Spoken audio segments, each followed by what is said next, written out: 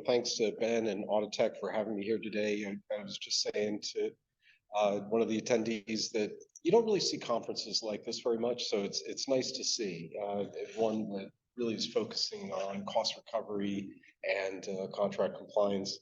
Uh, not spending too much time here on my career, but basically was sort of very interested in computers at an early age, but also kind of hit it right at that time where it started to advance greatly in the industry. Spent 30 years in audit data analytics, and even prior to the web, was kind of working with this technology in an audit, internal audit kind of way. And then about 20 years ago, got involved with cost recovery and thought this is just a great concept. Go out, identify savings, and that led me to reaching out to all these different types of vendors and companies that focused on cost recovery. But I always took more of that data side of it, where I would run the data, do diagnostics to try to find the opportunities, and then serve them up to the cost recovery firms. Last 7 or so years, I've been working at Grant Thornton, kind of going back, to my roots. I started as an external auditor. I have a CPA, and I'm back there. I'm back in external audit, kind of bringing them along in audit innovation with a real focus on analytics and general ledger analytics. So from a presentation point of view today, I really want to start off with analytics, like what's in it for you, the what's in it for me. Getting to the different types of analytics, and there's probably many other monikers we could give it, but it's the descriptive, the predictive, and I'll add one on called prescriptive. You can see in there as well. And I'm using 3 different case studies to kind of serve that up because I thought it'd just be a nicer way to have a conversation versus having a slide on descriptive analytics and then a definition of what that is. I didn't want to put this in. Why should we apply data analytics? So why should we apply data analytics? The main thing I think is we generally want to monitor the situation. We want to understand and baseline what we currently have, and then monitor going forward. What we have in a business process. But I think it's ultimately setting up that monitoring. And in order to monitor, you need to baseline to know what you have. I also think it's improving the process. So we're trying to look for, based on the data, to have conversations with folks to be able to understand some of the root causes of some of these reasons, and then going back to the data to actually improve the analytics depending on those root causes. And we'll talk about that in some of the predictive type work. From an audit side point of view, for my work now, we try to avoid surprises at year end, those financial statement type surprises.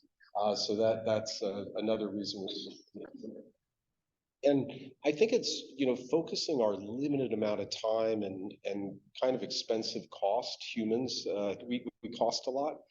So, focusing on the best opportunities, but also getting feedback from the humans to be able to make the technology work better. In many ways, the technology over time can prescribe and start to even fix some of the things that are happening in those processes. I know it's pretty quiet, and I know I'm presenting for like 30 minutes here to start off with, but feel free, to ask any questions along the way. And I know we have the chat as well, because we do have 30 minutes after for roundtable. We can always feed into that. So from the different types of analytics to guide us, I picked text analytics because I really enjoyed this topic. It's something where I went down a path called letter analytics. And it's something that unless you're, I'm going to even get the name wrong, but it's like a cryptography type person where it's somebody into password cracking. You never really do anything around letter analytics.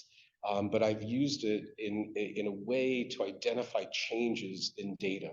And I think be it, setting up Jenna's conversation for later with a little bit of an intro around email auditing, you can do a lot in email auditing because there's so many words, so much to take a look at.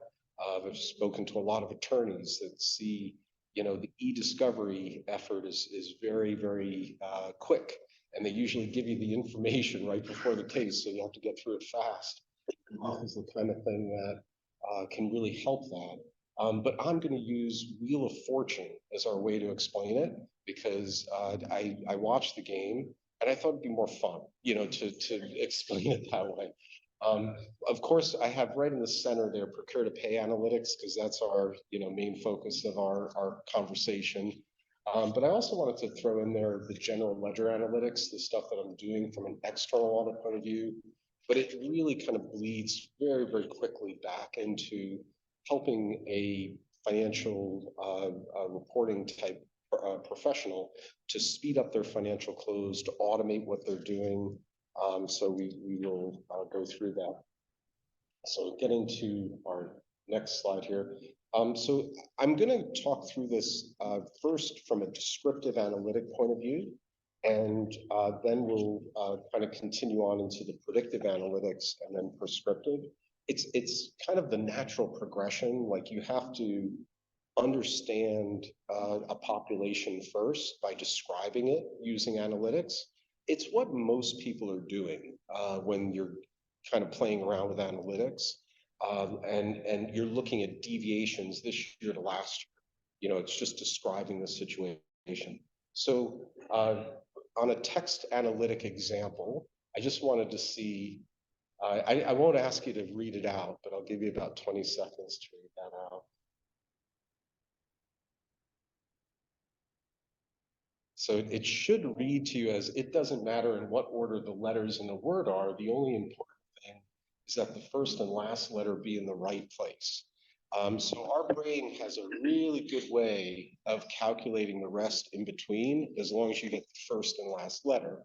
We do things where we see faces and everything. If you look out into a forest, you'll see a leaf, and you see, or a tree, you'll see like a face in it, because our brains are kind of wired to do stuff like that. So I had come up with a concept. I had a client presentation, and I really needed to impress the client. And I did a lot with something called Benford's Law. I will just kind of ask, does anyone in the audience know what Benford's Law is? Okay, just a couple of hands. And it's something where in internal audit, it got a lot of popularity because it looks at the first couple of digits of numbers or the last digits of numbers to be able to understand the pattern over time of those numbers. And there is a law called Benford's Law, won't go into it, but a fellow, Mark Negrini, was sort of a real, he kind of brought it to the audit industry and went around and kind of spoke to it. So it's a little small to see maybe from where you are, but it's probably really small to see from where you are. But what I kind of figured out using, wanting to impress the client, they had a text analytic kind of conversation going, and we wanted to kind of explain how I could, impress them. I thought about if I looked at the first couple of letters of a word, that might help me to understand that whole population. And what I really learned, and you could start to see it from this chart a bit, in English language, the word the is the number one word. It trumps so many other words by, by exponential. So if you ended up looking at word changes over time, the word the might end up, throwing it off and diluting the population. So what I figured out was, you could start to look at each letter on its own, and then you can look at each two-letter combination in the beginning of that word on its own as well. And then that would kind of allow you to better understand the word pattern, but to do it in a frame, and I know it's a little hard to see, but you can do it in a frame of 26 first letters and then 702 first two letters in that case. So again, really small, but maybe you could see it from a pattern point of view, is that you can start to look at, over on the way left-hand side there, the letter D is really coming out in relation to other letters, and it's not being diluted by other, letters like letter T, for example. And then DU is the second set of letters that's really driving it. By the way, in the letter D, the major driver is DU, and hardly anything else has any change there. And then it ultimately came down to the word dummy. So this was in a financial statement, which an auditor's heart drops when you see the word like dummy or plug or anything like that, because you wonder, oh no, I'm going to have an issue here. But what it was, without naming the accounting system, you could only enter 1,000 or 999 line items. And mind you, this is a very large accounting system. You would expect it to not be able to do this. This is not QuickBooks, for example. And yet we had to kind of create dummy entries in order to enter them in. So this is the word dummy coming up, but it was a way for us to very quickly see that. And it's always impressive to go back to a client and find something like this and have them say, like, how'd you find that? I appreciate, you found it. So it's always cool that analytics can help us get there and really make us look like rock stars when the computer's kind of doing most of the effort for us there. So moving that descriptive analytics over now. So I'm moving from example one, descriptive analytics, understanding a population of text, to now procure to pay. So we've over the years, you can read a lot about it in this book, kind of thing, and not selling the book. We're actually giving a couple away for those that can accept them today. But the book kind of goes through lots of different reports you can run, and what the technology that we've pulled together helps you to visualize this better.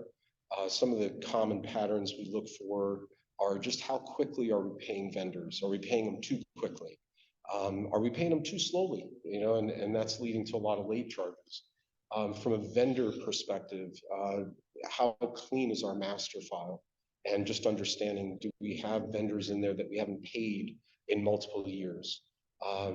Obviously, from like a duplicate payment point of view, we'll talk about that, but that has its own kind of set of analytics. And the one that I really like, even though it brings up the F word, fraud, is we ended up, people didn't have any way to identify fraud in data in a vendor master file, so it tended to be more qualitative. The whistleblower hotline said that there's an issue, or I talked to this person or that person. And what we were able to do was put together about 50 reports that are all these different types of reports that allow you to identify a potential fraud. And then we kind of scored that on that vendor. So that was one of the other types of reports we had. So what descriptive analytics does is it kind of focuses on the who, the what, the when, the where, all at once, and giving you that pattern. That's many clients we work with really just aren't able to kind of just do that basic analysis. They don't have the time because, I mean, they're transacting business. They don't have the time to go back and report on it and really try to understand it from all these different types of viewpoints.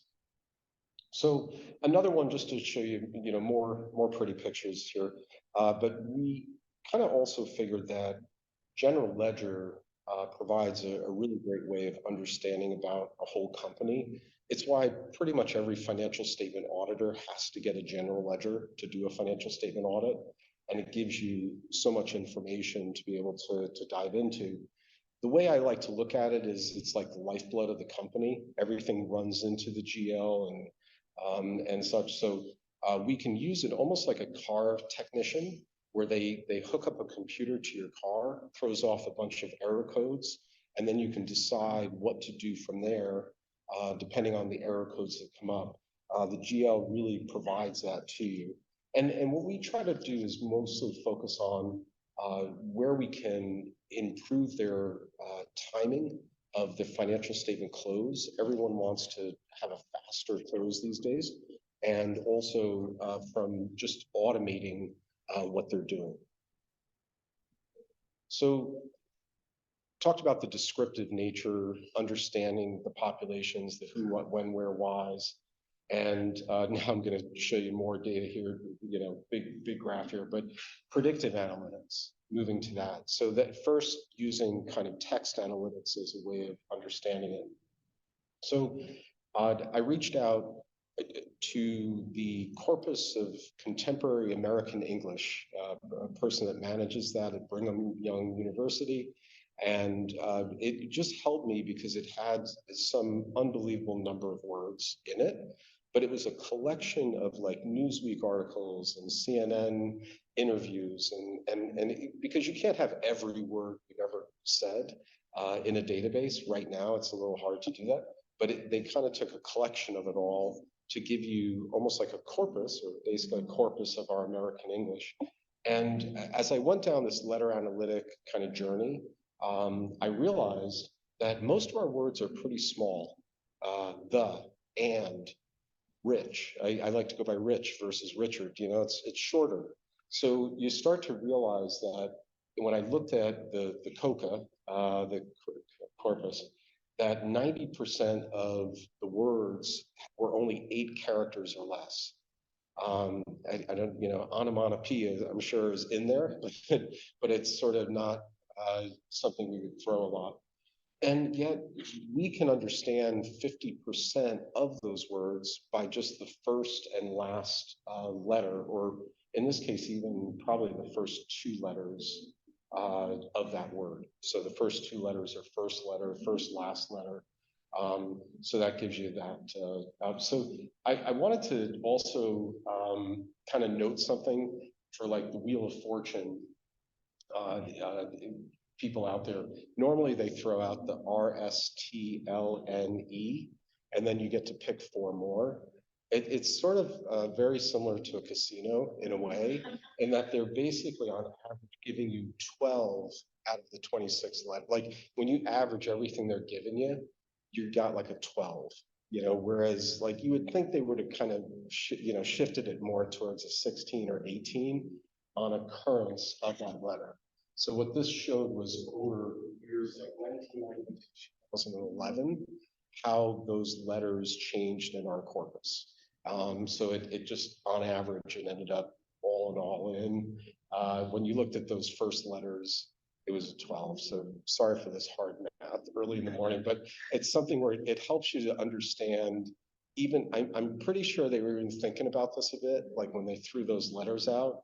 They weren't being nice. They were actually did some analytics to think through, let's not make it too easy for them, for the contestants. So this is a little small to read, but what I wanted to explain was more of the predictive analytic process, just to say, how do you get there? And not to say this is a simple problem, but we kind of upfront know if we get that first and last letter, we can generally calculate everything in between. Predictive analytics with a computer tends to actually figure that out for you. So it starts to look at all the variables and tells you, out of those 50 reports you were running to find fraud, reports 12, 17, and 24 actually drove whether or not that was a good selection more than anything. And the computer's telling you this based on a lot of math that I don't even understand. I go to a data scientist for that. But in this case, we already know the variable selection we're making is the first and last letters really drive a word for us. So what I did was I went back and looked at Wheel of Fortune puzzle answers for a number of years. It was like 6 or 7 years, and summarized the first and last letters, just to understand like what is the general pattern of letters that they throw out there, and pretty much ended up with more. I tried to make more of a mnemonic, but it didn't work. But it was like EAT, EAT, GPD, and just taking the letter G as an example, one that isn't in the letters that they normally give you. The ones that are red are letters they give you, but like the letter G, you notice there are a lot of words that end in ing, so it's something where you would see that a lot.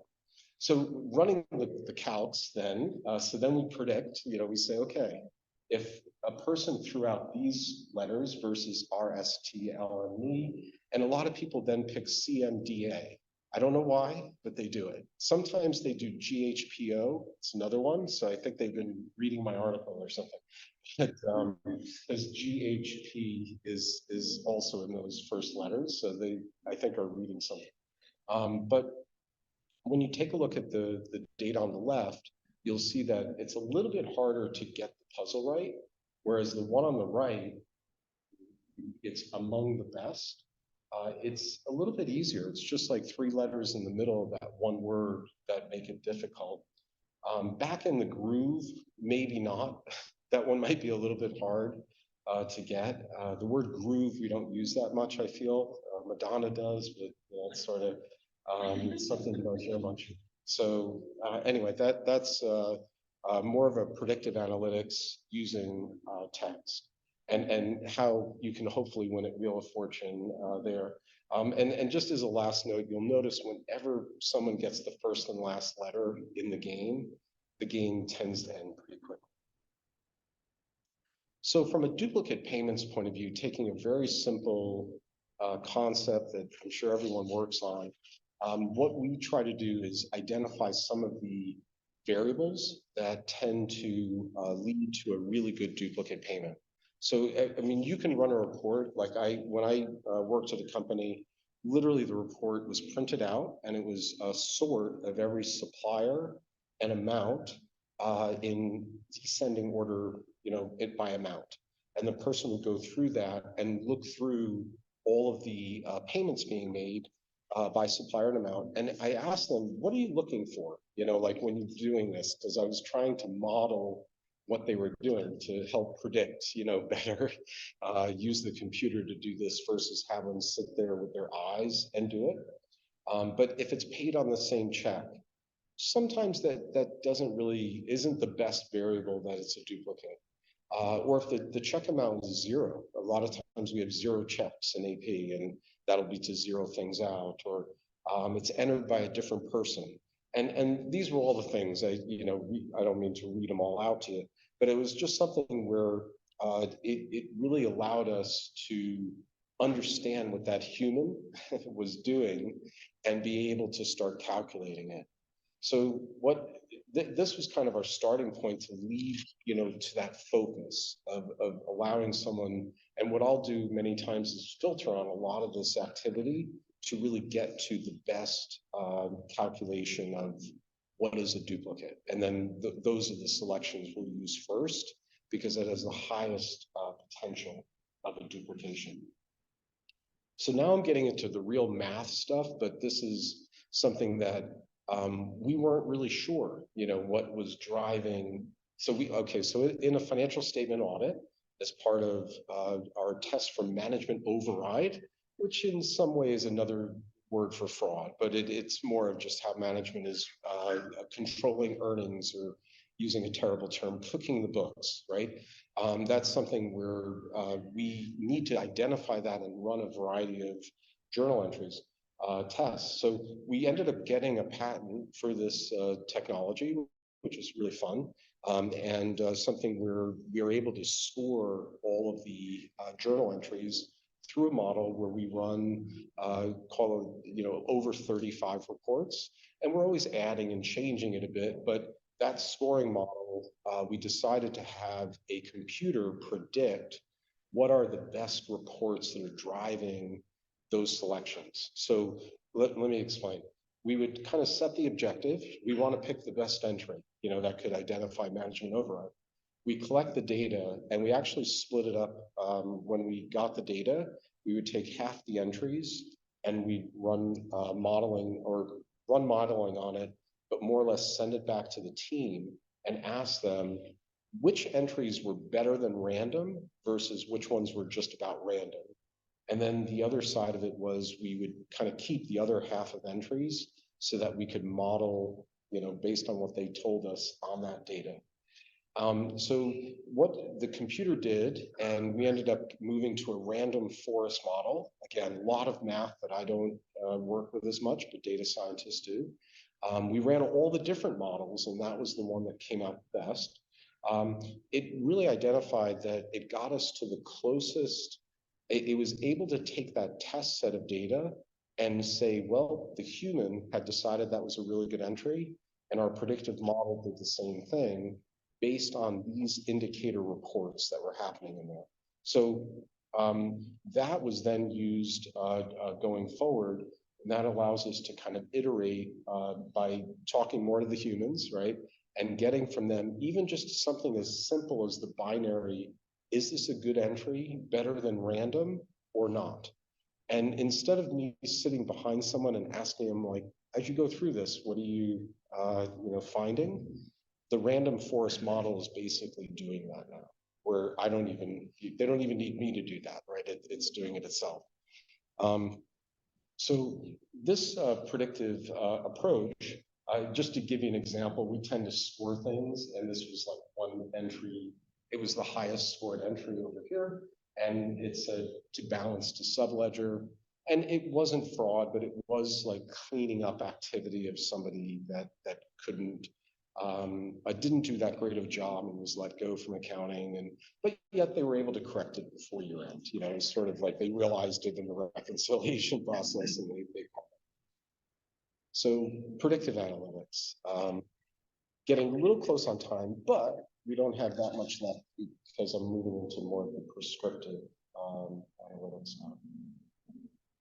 So prescriptive, so what we've done is we've described things, we've predicted, you showed me how to predict things. This one is more prescribing. And I had a data scientist friend in our team go through and take, very public data here and on Walmart. And what it was calculating was the different types of words that had more of a what they call velocity, where it was kind of moving upward over time. And it's really small, so this would be something as folks online can see. Where there's green, it's more of a positive sentiment. Where it's red, it's a negative, and where it's gray, it's neutral. And when we looked at other peers that trend to Walmart, it's kind of tough because Walmart doesn't have that many peers. I mean, I guess it could be like an Amazon or Costco or something, but it's hard to find that. So a lot of the trending words didn't really relate back, but it wasn't as unique of an industry or group that you could really do that for. I know it's really small, but one thing I found interesting was each dot on this graph for the word economy. It was quite, relatively negative, but then went to more neutral. But when you looked at it, the economy over a 2-year period, in the beginning of that 2-year period, there was a lot of, call it negative talk about the economy, things are getting bad, etc. And I feel like it has died down a bit, in my opinion, like other topics are coming up. Maybe it's the election, I don't know what. But it just feels like when you look at the line, you can see that as well. My reason of showing this, though, was more how, maybe by doing this type of analysis, it could prescribe the types of words that you might want to use going forward in your earnings releases, like especially if you related it to your peers and say, oh yeah, they're talking about this topic. We need to talk about it. So, all kidding aside, this topic that we're looking at here from 2020 to 2023 is AI. So from a prescription point of view, definitely make sure your communication departments are talking about AI in some way, because it just seems to be what everyone's talking about. So we definitely want to make sure, you're on that. I shouldn't call it a hype curve because it really does have some ability, but it's something where you want to make sure you're still on the hype curve with everyone else, riding that wave. But this kind of speaks to 48% of the Russell 3000 companies had at least one mention of AI since January of 2023. And so we focus a lot on this, on the Russell indexes. And you can see this from analyst, which is that purple line way up there. Earnings call transcripts, they were really jumping up, especially in 2023 onwards. And then the periodic filings as well. So I did want to note too, we've really just begun this in the last year, but we've started to use Copilot with Microsoft. and it's more of a safer way of managing ChatGPT internally, because you can focus it on only your work tenant and kind of keep it within that generative AI policy of Grant Thornton, but also to kind of be able to go out on the web. I've done some really fun stuff with images actually on the web with what they call the DALL-E engine. It's pretty amazing what it can do very, very quickly with images. But what we're kind of working on in our team, the audit innovation team, is coming up with some of those prompts, questions that you would want to ask the AI. Because a lot of people, it's almost like maybe if folks in the room remember Lotus 1-2-3 or Excel, when you started out, they gave you the blank spreadsheet, and you're like, "Hey, what do I do now?" You know, sort of on that first day. Nowadays, it's sort of part of our nomenclature, and I think that's where this will come. But you almost need some of those prompts. What I find interesting is that as we're starting to use Copilot with Teams and Outlook and such, they're making the prompts for you. But what we're doing in our team is just coming up with a lot of the prompts for our audit group itself. Questions like, in the audit textbooks that we use, how do I find the lease accounting standard information? Something like that. So it's something where it's more focused, and hopefully you could do the same at your organizations. And moving us, and I'm sorry, and I did meant to mention here that I think that's what leads to those prescribed prompts over time, because right now we're starting out fresh and it'll prescribe it over time. What we're now moving to in a prescriptive kind of way from a procure to pay process point of view, all those, it's like over 100 procure to pay reports that we run. Some are more supplier risk related, some are more duplicate payment, overpayment related. We end up breaking it into these buckets so that we can help a client with services ultimately. Now, for your organizations, you may not need the services. You have internal groups that do this stuff. So that's where you would have your internal group show up to do this type of stuff.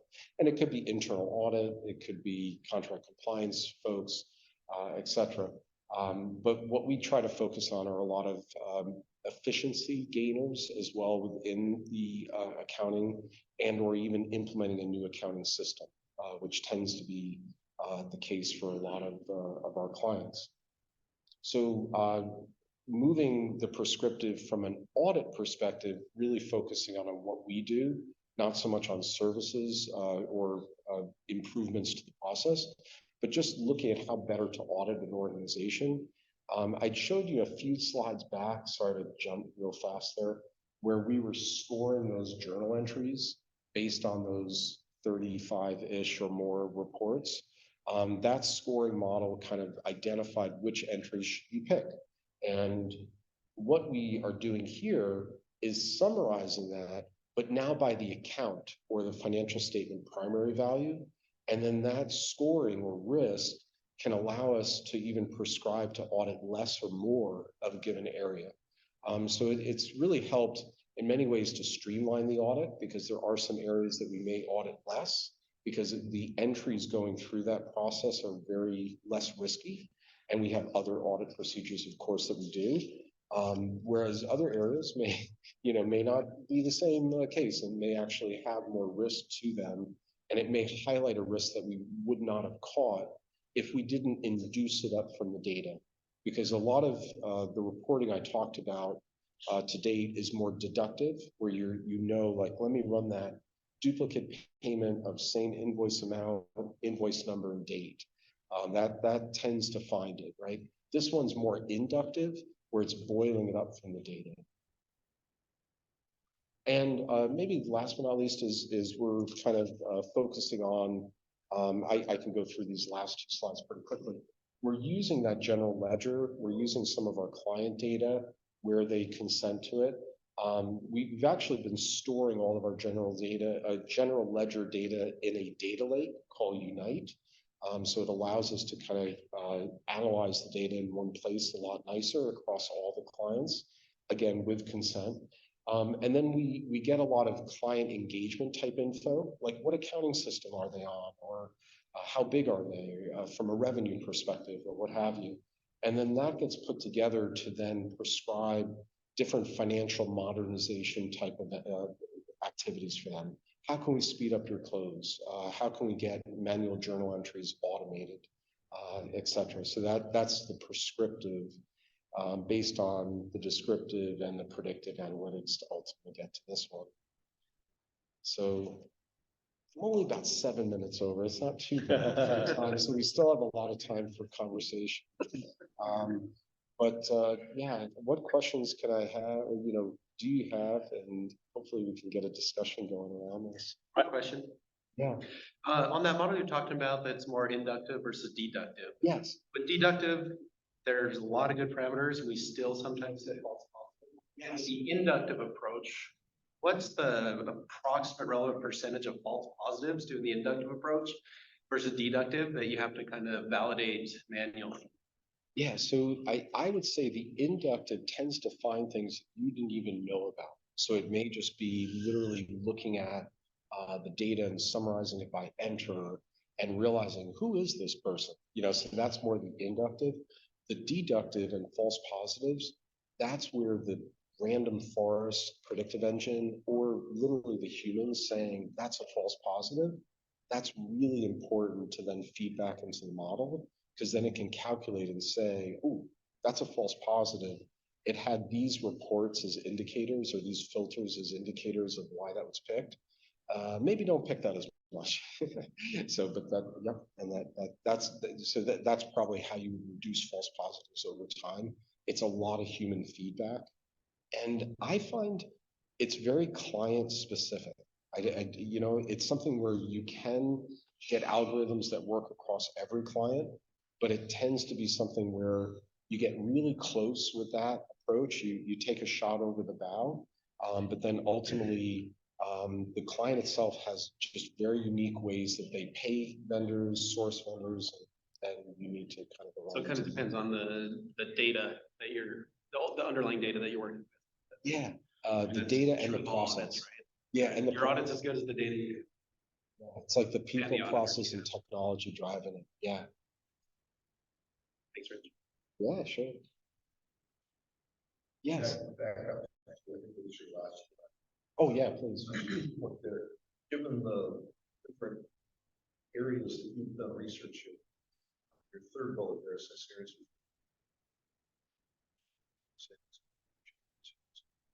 I'm on the procurement side. One of the hot things we hear a lot about long tail management. We've got top vendors that we spend a lot of money. Yeah. There's a lot of firms out there trying to sell you on their long tail management. We struggle getting to the back. I've been searching that area, it kind of resonates. It's really interesting. Yeah, it makes a lot of sense. There's we used to rank the vendors and look at ranked vendors year over year and we run some scatter charts on that. And I feel like I'm deflecting the question, but it was more just to understand how is that tail changing, or how is there more velocity to some of those tail vendors where they're starting to ramp up a bit. I have not worked with the other vendors that manage that activity for you. In this case, I know we're talking about journal entries, and it's amazing what we'll find is that companies will spend an enormous amount of time on $500 and less entries, which it makes sense because they want to balance the books, but you'll look at it and say call it a couple thousand entries that has maybe like $100,000 impact on the financials, when materiality, not that we publicize this, but materiality for the client may be 4 million. Like nothing is, as long as it's under 4 million, it's not going to really drive a change in the investor's mind. Yeah, I mean, it's something where I've not done a lot of work in that area, but the descriptive analytics and understanding would really help. We also do it for purchase order type activity where we have a lot of low dollar POs and a lot of low dollar invoices, and trying to think about how you can manage those suppliers to bring them, to hopefully combine those suppliers. I think it's called supplier rationalization, to combining. I think I'm answering your question. Well, I think one call out for your question too is obviously long tail. They're less financial impact, right? But there's way more of them, like multiples more of them. And so I think when we're talking about the concept of data analytics, we can't look at everything manually.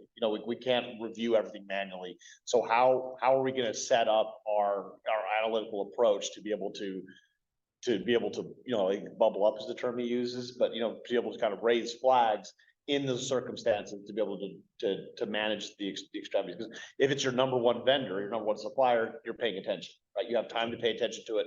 You can see what's going on. But if it's 1,000 other vendors that equal the spend of that one vendor, how do you manage that stuff on a recovery audit side or on just a general procurement pay process? I think the idea is we want to create analytical models that boil up the issues so that we can address them as they come across. And I think, the big thing, I think AI, obviously it's almost cliche, but it is like, it's very disruptive. It's changing a lot of things, and machine learning changing a lot of things. And I think, with some of those models, you're going to see, I think Grant Thornton, I talked to Rich maybe a week ago, about their initiative and kind of rolling out Copilot, which is the Microsoft AI tool, right, or package. But I think you're going to see organizations, and we're already starting to see organizations, roll across this in all kind of financial processes. So in recovery audit, I don't think, and vendor management, I don't think it's going to be any different. Where we're really looking to use machine learning to say, okay, what has been an issue in the past? What are potential flags?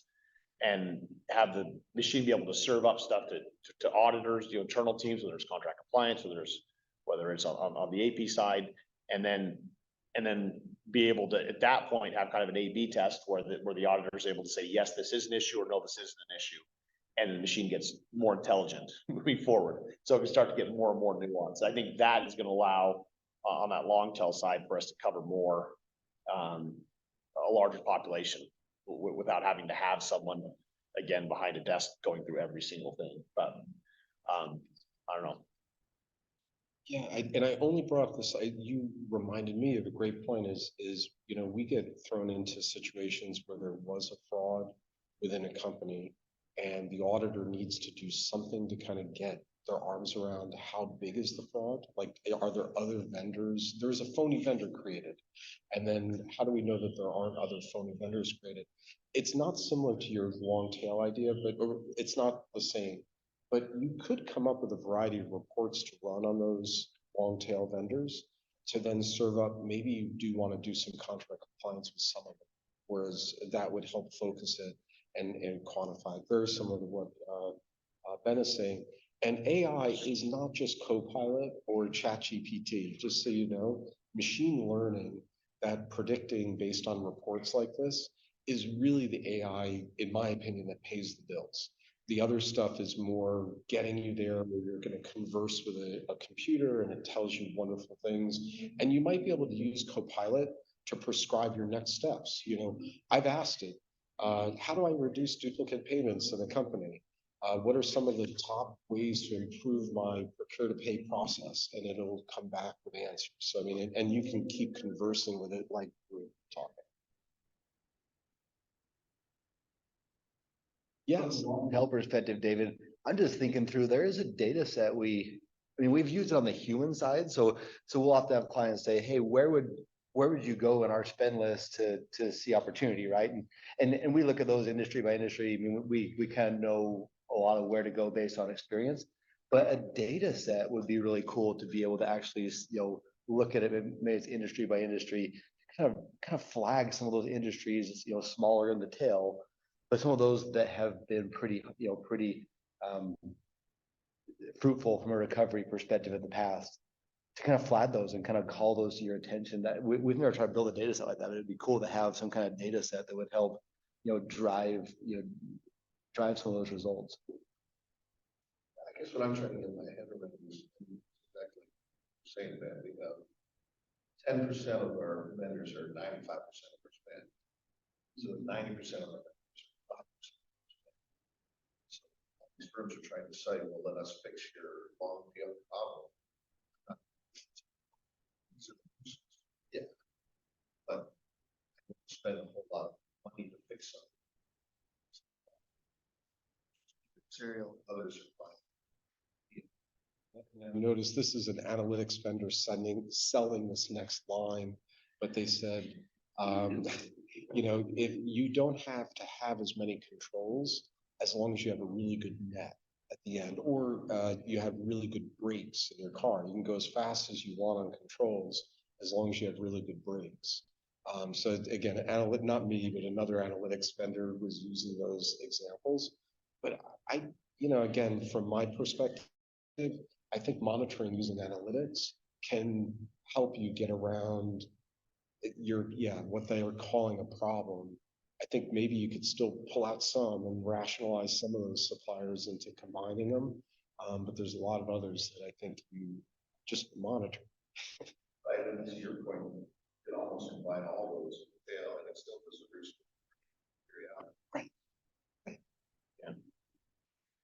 We certainly have the same opportunity there also. Big tell, Jason? Yeah, there's a tail, yeah, but the same ratio as you described there, I would say, so we learned a lot we learned where to look, right? After auditing the larger suppliers, it's like, oh, hey, here's some common threads. They probably repeat throughout that in the same areas of the business. So when you get a tip of, we know what to go look for, we know what to fix. We certainly found unique problems in the smaller spend, but we frankly learned to maybe don't attack the top 10 of the list at one time, sort of rotate them around. When you launch all those planes at one time, they've all got to land at the same time in it. So we do learn to kind of stretch that out a little bit, but yeah, certainly the same. Is it worth it? But we use the lessons from the larger audits, I think, and go say, hey, does that likely apply to the smaller spend also? I wonder if another way of looking at it might be if you're a multi-site retailer, how many of those vendors support multiple different stores? Right. A lot of it's one-offs. And if it's one-offs, then is the Yeah. risk in those one-offs based on the spend? Or do you have a rogue GM out there setting up a bunch of vendors just for their location? Mother-in-law, father-in-law.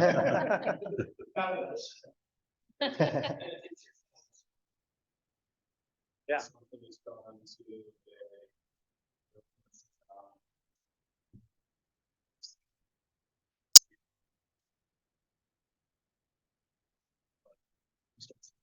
in those, even some of the guys get it down, see if they do. Then when you deal with it, so the bigger guys there are, well, hey, you're gonna take it, and you're gonna take it away, you know, and that's where you sometimes find it, that longer tail you said. You can find, you know, you can get them to fix and deal with things to make it smoother once you use something. And they talk to each other, so they know, oh, we better go fix that. They're gonna call us sooner or later. We gotta go fix that. Which is, so that snowball, they're doing the work for you. And especially until we certainly tell them when they don't do something right. You know, I mean, through other ways, as you're receiving things inbound, you're kind of starting to help identify, and then you can see from there who's fixing things. You know, is that percent of the charges pieces, but if they're doing something, you know, they're shipping goods, they're probably doing something where you've got that opportunity to utilize that. I think that's what we need.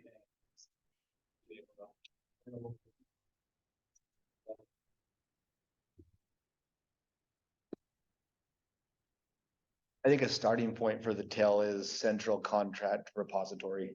Like a starting point is like setting the threshold where there has to be a contract on your record for those invoices to have, just to have something to measure against when, you know, when that time comes, when you want to put a little more time into it. Yeah, a lot of those small guys.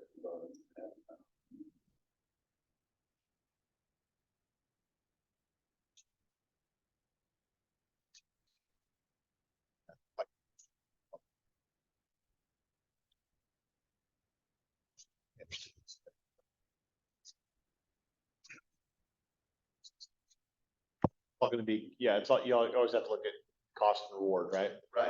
Yeah, and there's gonna be I think analytics and in machine learning is gonna make it so that over time, the cost is gonna be less, but there will still be a cost reward trade-off, right? There's always gonna be, maybe you'll be able to cover more, using some analytical approaches to be able to bring things up in front of you, but there's always gonna be a level where, hey, we don't need to be spending time on this, right? So.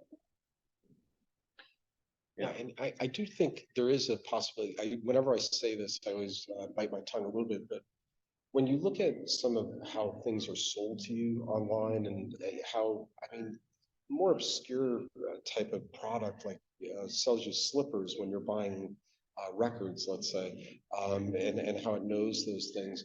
You could see that showing up in our processes as well over time, where it would start prescribing the next steps for you to take, or even booking adjustments into the system based on some of the activity happening. We just haven't gotten there yet, but what that requires is more of like a continuous monitoring or auditing of the process. And that's always been like a bit of a holy grail in our, at least in my world of auditing. We've talked about continuous auditing coming up. What I have moved to is more periodic auditing. So I keep relating it back to the tail, but even for AI, just, getting into more of like a periodic auditing can help you in that regard, as opposed to needing to make it so continuous and built into the process, because there's a cost benefit trade-off, as we were saying. Right, or do we have the question answer? Does that thing working well in the, not really? Okay, cool. Yeah. I've got one for you, Rich. Yeah, So, please. your text analysis. So going into every organization has their own terminology utilize. You betcha, yeah. How do you use the word analytics or breakdown? Really give you a little bit of a roadmap as to what the terminology in an organization is, and how do you target words that are actually important or have meaning from those that don't, right? So has no meaning. Yep. Yeah, so one thing, and looking forward to Jenna's presentation as well, and what she's doing. But we realized with the what I was calling Benford's Law, I really should have corrected myself in a way where if you run Benford's Law, it literally is a law of numbers in the universe, and it's more around like random. You need random numbers to make it happen. Whereas at a company, they do follow a pattern, especially if they pay a certain, activity like FedEx, $25, or baggage on an airline, $30 or something like that. That number 3 is going to show up a lot more as the first digit. Similarly with text, that's exactly what we do. So, what we tend to do is trend this year to last year in that digital pattern. So for each company, and we do the same thing for text. I've done this on my own emails for fun. My daughter and I are working on one of her favorite, music artists to show how it changes over time by album, and how, but it is, everybody's got their own fingerprint of words they use and how they go. Again, going to the F word, fraud, this was a fun one for me, where it did require some human involvement, but also it was a specific situation where they had a feeling the procurement managers were somehow colluding, and there's some corruption going on. So we took, the internal audit team allowed us to get a few of their email boxes to do this type of letter analytic on. And what was nice about it is, it was, when you're doing letter analytics, you're not getting into keyword detection or, looking at personal emails from that point of view.